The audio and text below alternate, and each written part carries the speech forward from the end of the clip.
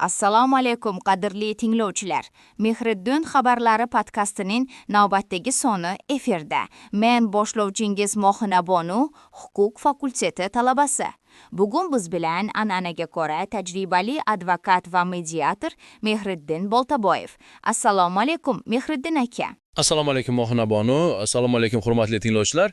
Barchangizni ko'rib turganimdan va yana bir muhim mavzuni muhokama qilish imkoniyati borligidan xursandman. Bugun biz O'zbekiston Respublikasi Vazirlar Mahkamasining 2025-yil 22 sentyabrdagi 602 sonli qarori haqida suhbatlashamiz. Bu hujjat joriy yilning 22 sentyabridan kuchga kirgan va ko'pchilikning hayotiga bevosita ta'sir ko'rsatmoqda.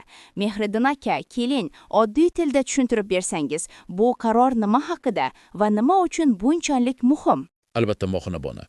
Oddiy so'zlar bilan aytganda, ushbu qaror bilan mamlakatimizda yangi, juda katta vakolatlarga ega bo'lgan organ, ya'ni Vazirlar Mahkamasi huzuridagi qurilish va uy-joy kommunal xo'jaligi sohasida nazorat qilish inspeksiyasi tashkil etilmoqda. Ya'ni endi qurilish, ko'p qavatli uylarni boshqarish va kommunal xizmatlar, masalan, ichimlik suvi va kanalizatsiya sohalarini nazorat qiluvchi yagona va mustaqil organ paydo bo'ldi. Bu inspeksiya to'g'ridan-to'g'ri Vazirlar Mahkamasiga bo'ysunadi. Bu esa uning maqomi ancha yuqori ekanligini bildiradi. Demak, nazorat kuchaytirilyapti. Keling, bu yangi inspeksiyaning asosiy vazifalarini birma-bir ko'rib chiqsak. Masalan, qurilish sohasida u nimalar bilan shug'ullanadi? Juda o'rinli savol. Qurilish sohasida inspeksiyaning vazifalari juda keng. Birinchidan, u qurilish-montaj ishlari tasdiqlangan loyihaga qanchalik mos olib borilayotganini nazorat qiladi. Ikkinchidan, inson hayoti uchun xavf tug'diruvchi sifatli qurilish materiallari ishlatilishini oldini oladi. Uchinchidan, buyurtmachi, loyihachi va pudratchi o'z ishini sifatli bajarayotganini tekshiradi. Eng muhimi, yangi qurilayotgan binolarning zilzilaga bardoshligini baholaydi va nazorat qiladi.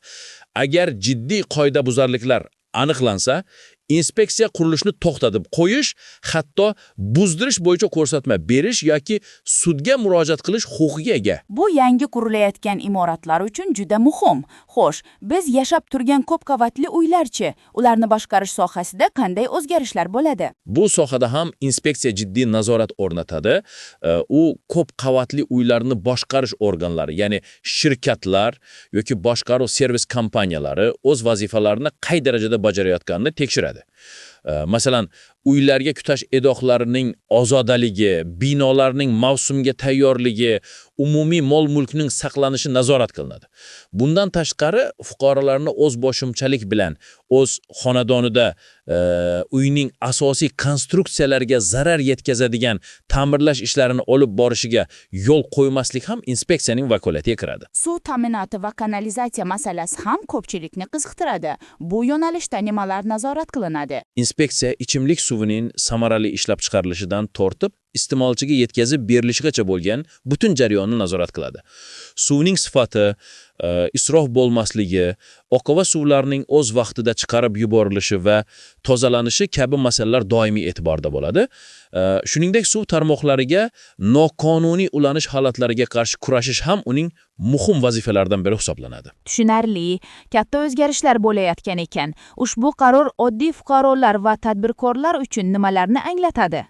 Oddiy fuqarolar uchun bu avvalo xavfsizlik va sifat kafolati demakdir. Ya'ni yangi uylar xavfsizroq quriladi, kommunal xizmatlar sifati oshadi va muammolar yuzasidan murojaat qilish uchun aniq va vakolatli organ bo'ladi.